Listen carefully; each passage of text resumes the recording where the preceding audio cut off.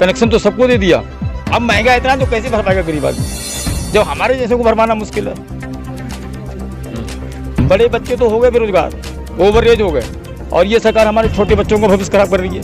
2 साल से स्कूल बंद है। पहले मलेरिया चली थी, चेचक चली थी, कांग्रेसी गवर्नमेंट, वो लोग ये बात कर रहे हैं जो हमारे देश को फिर से गुलाम करवाना चाहते हैं और अंग्रेजी शासन लाना चाहते हैं। इस बार अगर सरकार बनती है तो 125 को डीजल होगा, 150 को पेट्रोल होगा, 2100 को एमपी होगी, 2400 को डीएपी होगी, और ये होगा सिलेंडर कट्टा 3000 रुपये, सिलेंडर 3000 रुपये। नमस्कार, मैं हूं आशीष आनंद। टाइमलाइन न्यूज़ में आप सभी का स्वागत है। इस वक्त हम मौजूद हैं नवाबगंज विधानसभा, जो बरेली ज़िले की एक प्रमुख विधानसभा है। यहाँ के एक गांव है कुआं डांडा, जो कि भोजीपुरा विधानसभा से कुछ ही दूरी पर है, जहाँ से उसका शुरुआत होती है। एक बॉर्डर एरिया है, कह सकते हैं, 2 विधानसभाओं का। और यहाँ पर हमारे साथ काफ़ी सारे मतदाता हैं, और ये पीछे ही यहाँ पर पोलिंग स्टेशन भी है, जहाँ पर अब यहाँ पर पोलिंग का जो समय है वो बहुत मामूली सा थोड़ा सा ही बचा है, और वोटिंग लगभग ओवर हो चुकी है। आप सभी लोगों का स्वागत है। हम ये जानना चाहेंगे कि आज की जो वोटिंग, जो मतदान हुआ, इस मतदान में किस तरह का आपने माहौल देखा, किन मुद्दों पे आपने वोट किया है, हम ये जानना चाहते हैं। आपका नाम क्या है? नरपत सिंह गंगवार, पूर्व प्रधान नरपत सिंह गंगवार। अच्छा, पूर्व प्रधान जी हैं। प्रधान जी हैं हमारे लिए, तो ये भी तो नए हों या पुराने हों, तो प्रधान जी, आपसे हम जानना चाहेंगे कि जो अभी बातचीत चल रही थी, आपने भी काफ़ी नज़दीक से सुना इस बात को, तो आपको क्या लग रहा है कि इस बार का जो इलेक्शन है वो किस तरह के मूड को लिए हुआ है, किस तरह के उसका दिमाग चल रहा है वहाँ पर? इस बार का इलेक्शन भ्रष्टाचार, बेरोजगारी और महंगाई के उद्देश्य हो रहा है। जो हमारे इतने नौजवान जो बेकार घूम रहे हैं, नौकरी नहीं लगी, ओवर एज हो गए, भ्रष्टाचार इतनी चरम सीमा पहुँच गया, महंगाई इतनी हो गई। जो एनपी कट्टा 4 से 25 का था वो आज 16 से का है, डीजल 50 से आज 100 है, सिलेंडर 400 का था आज 1000 है।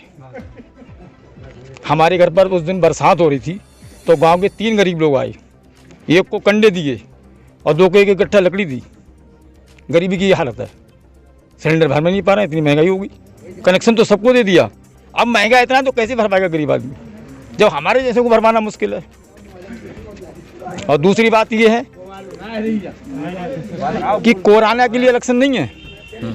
बड़े बच्चे तो हो गए बेरोजगार, ओवर एज हो गए, और ये सरकार हमारे छोटे बच्चों को भविष्य खराब कर रही है। 2 साल से स्कूल बंद है, उनको भी अनपढ़ बना रही है। क्या होगा इस देश का? ये नई पीढ़ी हमें कैसे बख्शेगी? ये भी अनपढ़ हो रहे हैं 2 साल से, स्कूल बंद है, तो ये चुनाव कैसे जाते हैं कोरोना में? स्कूल क्यों नहीं खुलते हैं? ये सवाल तो काफ़ी लोगों ने उठाया, लेकिन एक बात सरकार ये कह रही है कि हमने इतनी परेशानियों में पूरी दुनिया रही और हमने 150 करोड़ लोगों को वैक्सीन टीका लगाया, हमने इतना सारे लोगों को सुरक्षित किया। ये बात आपको कितनी सही लगी? ये बात ये लग रही है, जो सरकार है जिसकी, उसका दाग बनता है। पहले मलेरिया चली थी, चेचक चली थी, कांग्रेसी गवर्नमेंट थी, उसने उस पर कंट्रोल किया। विकलांग कितने हो रहे थे, कांग्रेस की गवर्नमेंट थी, उन्होंने उस पर कंट्रोल किया। जो हमारी सत्ता में बैठा है उसका काम क्या है? वो कंट्रोल नहीं करेगा। तो आप धन्यवाद मोदी जी आपने नहीं कहा कहीं? नहीं, क्यों? धन्यवाद जी से काम ही नहीं कर रहे हैं मोदी जी। और मैंने आपको कितनी बात बताती, बताओ कितनी महंगाई है, हम किसान लोग क्या करें? पर पहले हमारा इंजन 50 रुपये घंटा चलता था, आज 100 रुपये घंटे चल रहा है। पहले जो था हमारी 50 रुपये बीघा थी, आज 160 रुपये बीघा। गन्ने का हमारा मूल वही है, धान का और पहले से नीचे हो गया, गेहूं के नीचे हो गया। गेहूं धान की खेती करना किसानों ने बंद कर दी, फिर कितने साल घूम रहे हैं, रही बच्ची वो खा रहे हैं, हमारी बिक नहीं रहे हैं और हम ही पर उल्टा तार खींच रहे हैं और हमारी फसल खा रहे हैं।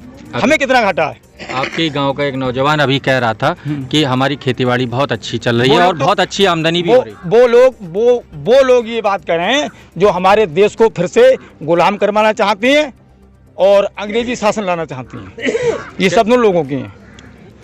अच्छा, आपको इसमें जो है लग रहा है कि ये बातें जो भी हैं, बिल्कुल बात सही है। इस बार अगर सरकार बनती है तो 125 को डीजल होगा, 150 को पेट्रोल होगा, 2100 को एमपी होगी, 2400 को डीएपी होगी, और ये होगा सिलेंडर कट्टा 3000 रुपये, सिलेंडर 3000 रुपये। कौन खरीद पाएगा? ये हमारी जनता बेवकूफ़ है जो कर रही है। वो आगे भविष्य की बात सोच ही नहीं रही है कि हम अब पीढ़ी के लिए क्या कर रहे हैं। कहाँ ले जा रहे हैं हम अपनी पीढ़ी को। बहुत बहुत शुक्रिया आपका। तो आपने सुना जैसा कि यहाँ पर सभी लोगों का मत यहाँ आया है, कई अलग अलग तरीके से। कोई उसी सरकार की वापसी की उम्मीद कर रहा है, कुछ बदलाव की बात कर रहे हैं, तो कुछ भविष्य की चुनौतियों की और भविष्य की परेशानियों की बात उनको जो है काफ़ी देख रहे हैं और उनका ये मन है कि कुछ बदलाव हो। बदलाव वैसे देखा जाए तो सभी चाहते हैं, चाहे भले मौजूदा सरकार से ही उनको उम्मीद हो, लेकिन बदलाव तो वो भी कुछ ना कुछ चाहेंगे। ये कौन चाहेगा कि यही सरकार लौट आए और महंगाई बढ़ा दे? ऐसा तो कोई भी नहीं चाहेगा, या बेरोजगारी बढ़ा दे। खैर, इस बदलाव में किसकी क्या भूमिका होगी ये तो 10 मार्च को ही पता चलेगा। लेकिन उत्तर प्रदेश का ये जो मूड और मिजाज है, ये हम दूसरे चरण में ये भांप रहे हैं अभी, क्योंकि कई चरण बाकी हैं। निश्चित तौर पर वहाँ पर भी कुछ नए संकेत हमको मिलेंगे, हम उनको भी आप तक पहुँचाते रहेंगे। तब तक के लिए आप सबसे बहुत बहुत शुक्रिया, धन्यवाद, अलविदा।